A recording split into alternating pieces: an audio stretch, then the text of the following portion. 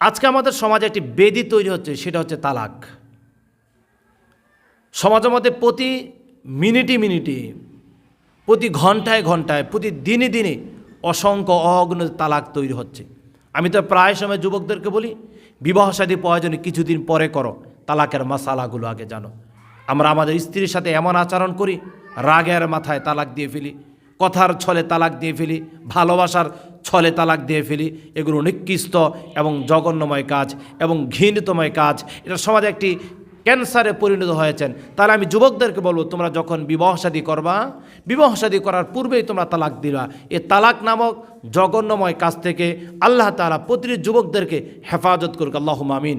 আর এর সাথে পাশাপাশি নসিহা হচ্ছে আমার মা বোনদের জন্য, আপনারাও স্বামীদেরকে রাগান্বিত করবেন না, তাদেরকে বারবার খোঁচা মেরে কথা বলবেন না, দেও না আমাকে তালাক।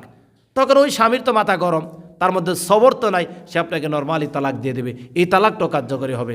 আল্লাহ তাআলা নারী এবং পুরুষ সবাইকে হেফাজতে রাখুক, দিন বুঝার তৌফিক দান করুক, আল্লাহুম্মা আমিন।